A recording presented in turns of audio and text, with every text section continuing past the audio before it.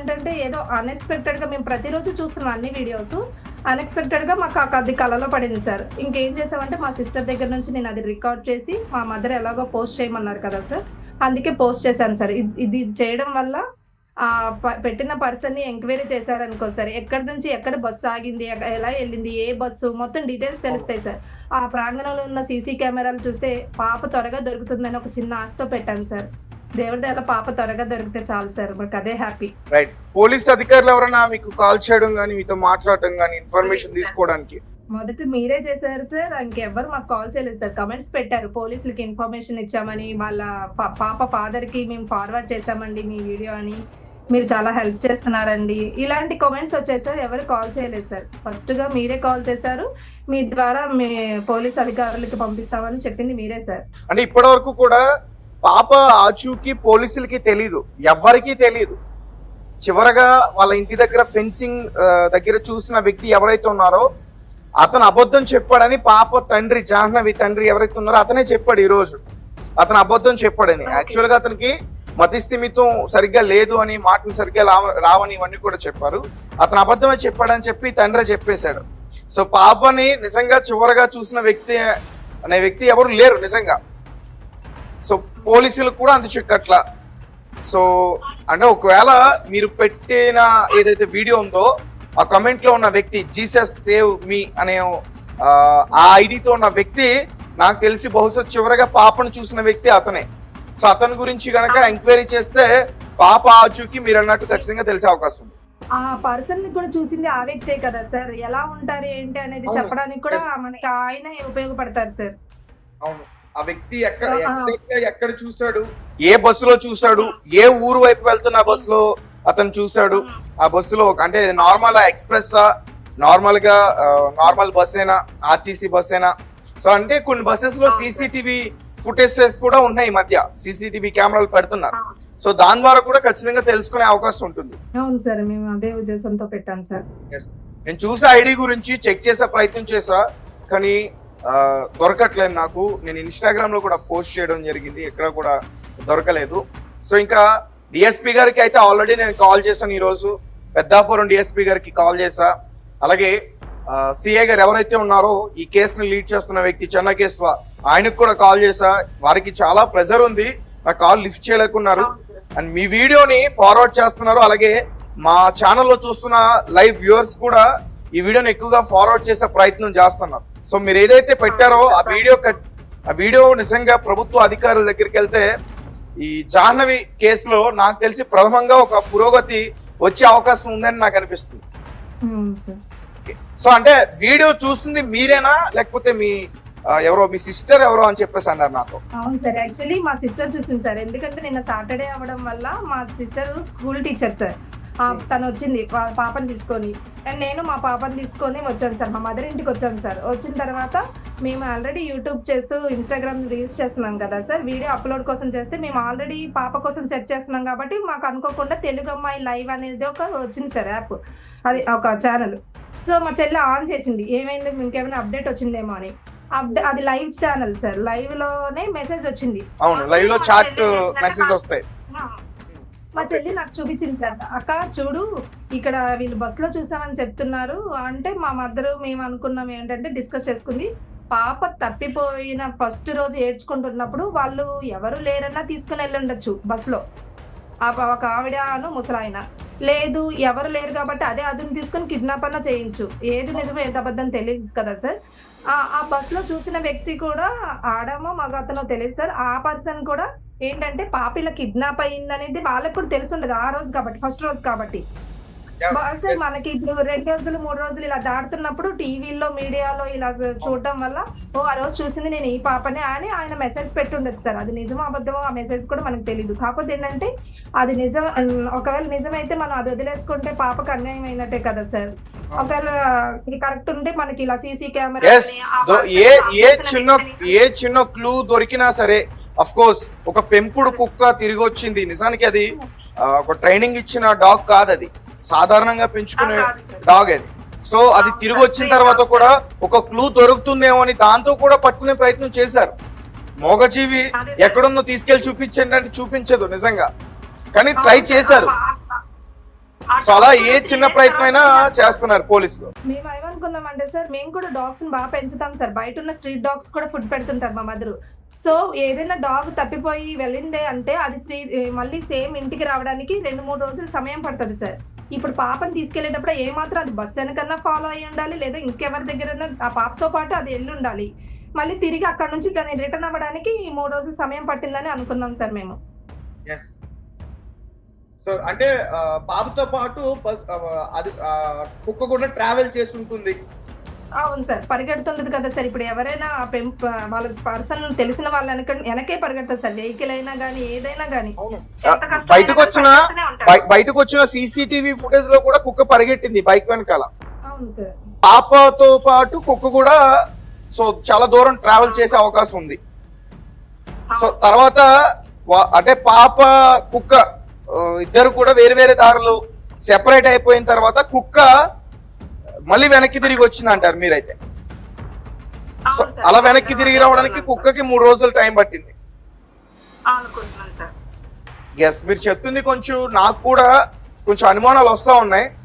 So police అధికారులు కూడా ఒకసారి దృష్టి పెడితే దీనిపైన ఈ కేసుకి సంబంధించి ఒక అంటే కీలకంగా పురోగతి వచ్చే అవకాశం ఉందేమో అని నాకు అనిపిస్తా ఉంది.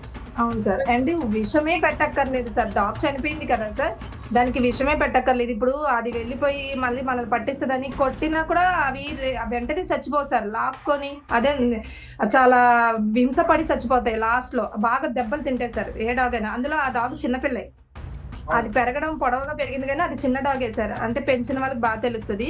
అది చిన్న పిల్లే కాబట్టి దెబ్బలు తట్టుకోలేదు, వెంటనే చచ్చిపోతారు. ఒక 3 రోజులు 1 వీక్ కొన్ని 10 days కి చనిపోతాయి సార్. ఆ దెబ్బలు బాగా తగిలి ఉంటాయి. వచ్చి 4 days అవుతుంది. అందులో ఫుడ్ మానేసింది, దెబ్బలు తిని ఉంటది సార్. ఆ ట్రావెల్ చేయడం ఒకటి, ఒక బెంగ కూడా ఉంటది సార్. పెంచిన వాళ్ళు అంటే చాలా బెంగ పడిపోతాయి డాగ్స్. అనుకున్న ఒక ఆధారం కూడా ఇదైపోయింది. ఇంకా ఈ బస్సు ఎక్కడైతే ట్రావెల్ ఒకవేళ రాజమండ్రి వరకు కూడా సీసీటీవీ ఫుటేజెస్ ని చెక్ చేసినా ఒకవేళ పాప ఆచూకీతో పాటు కుక్కకు సంబంధించిన ఏమైనా ఒకవేళ తెలిసినా గానీ ఖచ్చితంగా మీరు ఏదైతే చెప్తున్నారో కామెంట్ ద్వారా ఒక ఇన్ఫర్మేషన్ వచ్చిందని, సో దాని ద్వారా తెలిసే ప్రయత్నం ఉంటుంది. అవును సార్, అవును సార్. సో మొత్తానికి రాజమండ్రి ఒక బస్సులో నేను పాపని చూసానంటూ ఒక వ్యక్తి ఒక లైవ్ వీడియోలో కామెంట్ అయితే పెట్టడం జరిగింది. సో దీన్ని వీళ్ళు సీరియస్ గా తీసుకున్నారు. ఎందుకంటే పాపకు సంబంధించిన ఈ మిస్సింగ్ కేస్ ఇష్యూలో ఏ క్లూ కూడా లేదు, ఏ ఆధారాలు కూడా దొరకట్లేదు, అంతు చిక్కట్లేదు, ఆచూకీ తెలియట్లేదు.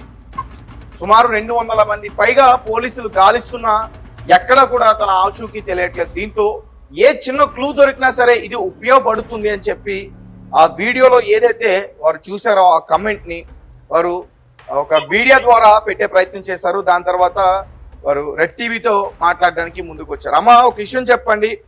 దగ్గరగా 8 రోజులు అయిపోతుంది. తల్లి బిడ్డ ఇద్దరు కూడా వేరే ఉన్నారు. నిజంగా చంటి బిడ్డలు 3 సంవత్సరాల పాప కనీసం ఒక 10-15 నిమిషాలు కూడా తల్లిని విడిచి ఉండలేదు. అలాంటిది 8 రోజులు అయిపోయింది. తలుచుకుంటేనే చాలా బాధ అనిపిస్తుంది. ఏం చెప్తారమ్మా దీనికి సంబంధించి? సార్, పాపని ఎవరు తీసుకున్నా పోనీ నిజంగా కిడ్నాప్ చేసినా ఆ తల్లి బాధ అర్థం చేసుకొని ఆ తల్లికి అప్పచెప్పేయాలని అనుకుంటున్నాను సార్. పోనీ బై మిస్టేక్ గా ఏమన్నా అనుకోకుండా ఎవరు లేని అనాథేమో, లేదంటే తల్లిదండ్రులు ఎవరైనా వదిలేశారని తీసుకున్నామన్నా గానీ ఆ ఉద్దేశంతో తీసుకున్నా గానీ పాపను వదిలేయాలి సార్. పాపని తల్లికి అప్పచెప్పాలని అనుకుంటున్నాను. ఎందుకంటే నాకు 2 ఆడపిల్లలు ఉన్నారు సార్. నాకు ఒక 2.5-3 years బేబీ ఉంది సార్. సెకండ్ పాపకి 3 years.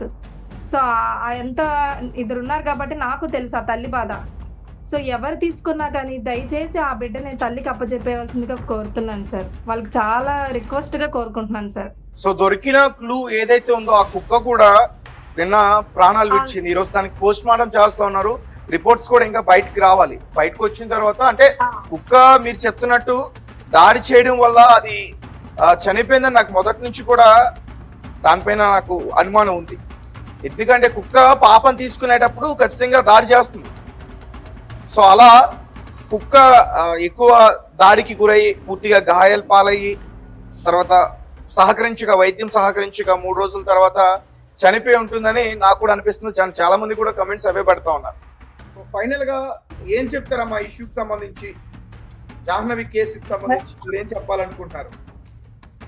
మేమేం చెప్పాలనుకుంటున్నాం, పాప క్షేమంగా తిరిగి రావాలని కోరుకుంటున్నాం సార్. ఎవరైతే తీసుకెళ్లారో వాళ్ళు కొంచెం దయతలిచి ఆ తల్లికి ఆ బిడ్డను అప్పచెప్పేయాలని కోరుకుంటున్నాం సార్. అండ్ ఇంకొకటి, ఆ మెసేజ్ చేసింది నిజంగా అయితే అక్కడ సీసీ కెమెరా ద్వారానో ఏ విధంగానైనా ఎవరైతే తీసుకెళ్లారో వాళ్ళు పోలీసులు కనిపెట్టి ఆ బిడ్డను ఆ తల్లికి అప్పచెప్పేయాలని కోరుకుంటున్నాను సార్. రైట్, ఓకే అమ్మా, thank you. Thank you sir. So guys, చూసారు కదా, ఎవరైతే ఆ లైవ్ వీడియోలో కమెంట్ పెట్టారో ఐడి పేరు the rate of Jesus saves me JR5 అనే ఐడి పేరుతో ఒక వ్యక్తి, నేను ఆ పాపని రాజమండ్రి ఒక బస్సులో ఒక ముసలాయన ఒక ఆడ ఆమె ఎత్తుకుని ఉండటం, వాళ్ళ దగ్గర పడుకుని ఉండటం నేను చూశానంటూ కూడా అతను కమెంట్ చేయడం అయితే జరిగింది. మీరు స్క్రీన్ పైన దాన్ని క్లియర్గా చూడొచ్చు. సో ఇప్పుడు ఒకవేళ ఈ వీడియో ఆ వ్యక్తే గనక నిజంగా చూస్తుంటే సార్ మీరు వెంటనే రెస్పాండ్ అవ్వండి. వారి తల్లిదండ్రులు, వారి కుటుంబ సభ్యులు చాలా బాధపడుతూ ఉన్న పరిస్థితి. అలాగే పోలీసులు కూడా గత కొన్ని రోజుల నుంచి కూడా వాళ్ళు వెతుకుతా ఉన్నారు, గాలింపు చర్యలు చేస్తూ ఉన్నారు. ఇతర రాష్ట్రాలకు కూడా వెళ్ళిన పరిస్థితి. ఆ ఊర్లో ఎవరికి కూడా కంటి మీద నిద్ర లేదు. అసలు లేస్తే చాలు పాపని వెతకడమే వారి పనిగా పెట్టుకున్నారు. ఒకవేళ మీరు ముందుకు వస్తే ఖచ్చితంగా మీ వల్ల వారికి చాలా ఉపయోగం జరుగుతుంది. పోలీసులు కూడా ఒక ఆధారం లభించినట్టు అవుతుంది. ఒకవేళ మీరు బయటకు వచ్చి సార్ నేను పలానా ప్లేస్ లో చూశాను సార్ అనే విషయాన్ని వారికి చెప్తే ఆ CCTV ఫుటేజ్ ని చూస్తారు, ఆ బస్సుకు సంబంధించిన సమాచారం మొత్తం కూడా తీస్తారు. మొత్తం అన్ని రకాలుగా దర్యాప్తు చేసి ఇన్ఫర్మేషన్ బయటకు వచ్చే అవకాశం ఉంటుంది, పాప దొరికే అవకాశం కూడా ఉంటుంది. దయచేసి మీకు చేతులెత్తి నమస్కరిస్తున్నా, ఎవరైతే ఆ కమెంట్ పెట్టారో మీరు ఖచ్చితంగా రెస్పాండ్ కాండి. అలాగే మా ఛానల్ నెంబర్ స్క్రీన్ పైన కనిపిస్తుంది, దానికి కాల్ చేయండి. లేదంటే నా ఇన్స్టాగ్రామ్ యాంకర్ తేజ అని ఉంటుంది, అందులో అయినా సరే మీరు చూసి మాకు రెస్పాండ్ కావచ్చు. అలాగే నా నెంబర్ కావాలంటే నా ఇన్స్టాగ్రామ్ లో నా నెంబర్ డైరెక్ట్ గా ఉంటుంది. డైరెక్ట్ గా మీరు నాకు కాల్ చేసినా, మీరు ఏమైనా విషయాలు చెప్తే, మీ డీటెయిల్స్ చెప్పినా నేను పోలీసులకు అందజేస్తాను. ఇటు పెద్దాపురం DSP గారు కావచ్చు, అలాగే ఎవరైతే తుని CI ఉన్నారో ఈ కేసును లీడ్ చేస్తున్నటువంటి చెన్న కేశవ్ గారు, వారికి మీ యొక్క వివరాలు అందించి ఈ కేసుని ఇంకా ముందుకు తీసుకెళ్లే ప్రయత్నం చేస్తా, అంటే పాప దొరకాలి అని చెప్పి. సో దయచేసి మీకు రిక్వెస్ట్ అండి, మీరు మా వీడియో చూసినట్లయితే ఖచ్చితంగా మీరు మాకు రిప్లై ఇవ్వాలని చెప్పేసి నేను మనస్ఫూర్తిగా కోరుకున్నా. అలాగే మీకు ఎవరైనా సరే తెలిసినా ఖచ్చితంగా మాకు కాల్ చేయండి. అలాగే ఈ వీడియోని వీలైనంత వరకు కూడా ప్రభుత్వ అధికారుల వద్దకు, ముఖ్యంగా కూటమి గవర్నమెంట్ వరకు కూడా ఈ వీడియో పైన రెస్పాండ్ అయ్యేటట్టు మీరు షేర్ చేయాలి.